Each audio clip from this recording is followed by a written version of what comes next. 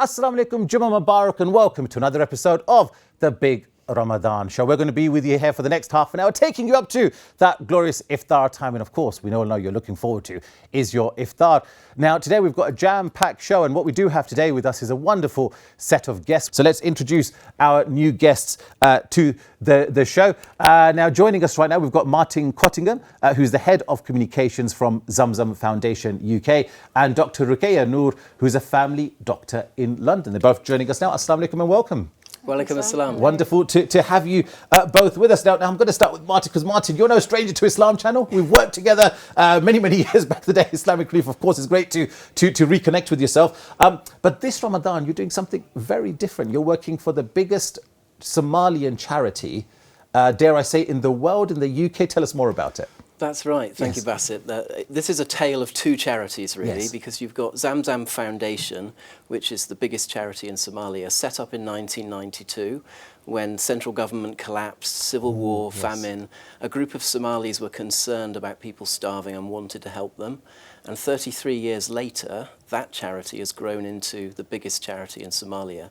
And it helps over 2 million people every year. It does water projects. It's built over 150 schools. 8 hospitals, set up 300 health clinics. Amazing. It does fantastic work. And charity number 2 is what we're talking about. We're from Zamzam UK. Right. And so we're excited that Zamzam in Somalia has formed a partnership with a British registered charity to enable us to establish Zamzam UK. And what this means is that we can raise awareness, raise money in the UK, and Somali diaspora here in the UK, Muslims here in the UK who have a heart for Somalia, they can now donate very straightforwardly through our UK website to support this amazing charity in Somalia. Now, talking of the heart and the love of Somalia, and of course, Dr. Ruqayya, you've never been to Somalia, right? No, I've never been. But you've got this deep connection with Somalia. Why is that? Well, I am deeply connected to Somalia. My family moved from Somalia because of the civil war. Yes. My mum was actually heavily pregnant with me at the time. Right. And she fled. We moved to Kenya and then eventually settled in the UK. I've always been surrounded by the stories of Somalia. My family have always spoken very fondly of Somalia. They're very proud of being from there.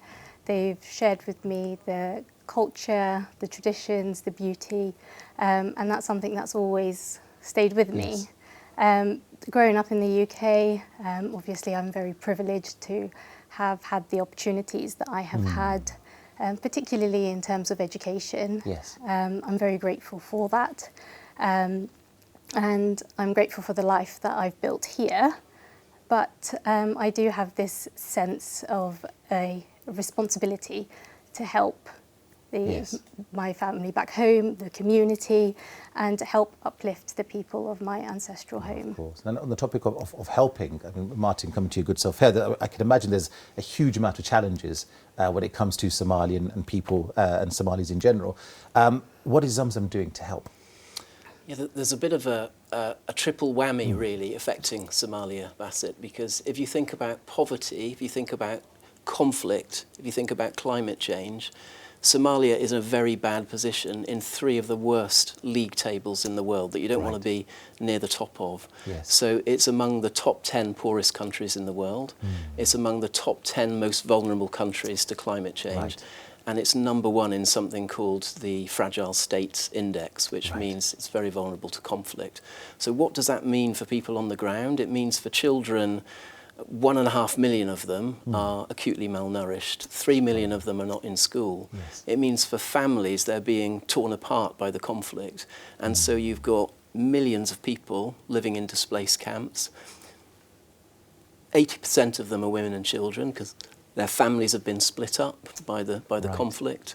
And then you've got communities who are mainly farmers, who because of drought, because of climate change, they can't make a living anymore, and so they need support. So Zamzam is providing a combination of life-saving aid, and that's one of the things we're fundraising for in Ramadan, so food, clean water, but it's also thinking about a brighter future for Somalis. So it's investing in big water projects, in schools, in peace building.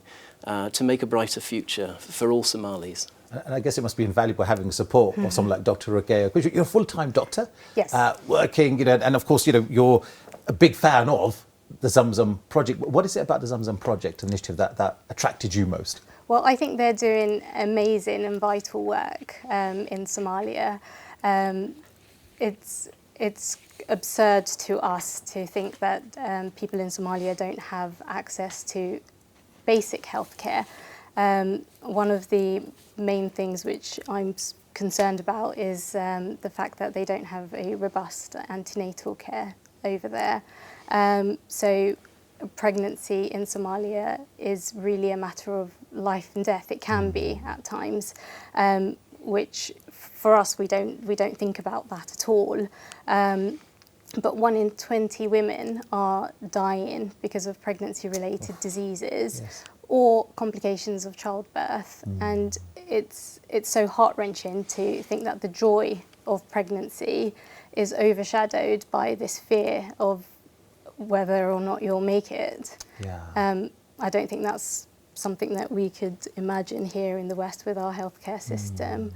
And I think the Zamzam Foundation are there on the front line tackling these issues head on. So like Martin said, they've built 8 hospitals, 300 health centres to provide that essential health services. Yes. So whether it's routine checks, a vaccination programme, malnutrition screening and TB screening.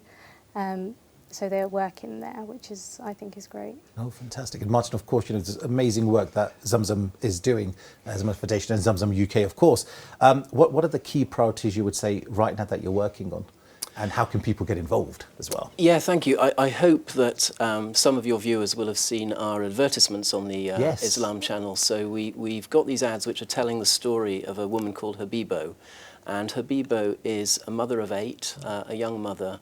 Her family has been split up. Her husband abandoned and divorced her, unfortunately. Right. But they were farmers, and it was a struggle to stay on their land. So they had to move to the nearest city just to survive. Yes. And we featured her in our video because she really illustrates what's happening to so many Somalis. Yes. Displaced, driven from their homes, needing humanitarian aid to survive. And so what we're doing is we're providing food packs to them, we're providing hot meals for iftar, Right. we're providing clean water in the camps, and it's a real lifeline for these people. But we're also looking to the long term with the health projects, with the schools, with the peace building, and people can support all of this work now Yes. by going to our website, which is zamzamfoundation.org.uk. We managed to go back to Habibo Yes. yesterday in Baidoa, Fantastic. Yes. and we distributed 900 food packs to every amazing. single family in that Amazing. camp. Amazing. No, absolutely. And it makes a huge difference. No, absolutely. A wonderful work you're both doing, Martin, Dr. Ruqayyah. It's been fantastic to have you on the show, and best of luck with the projects.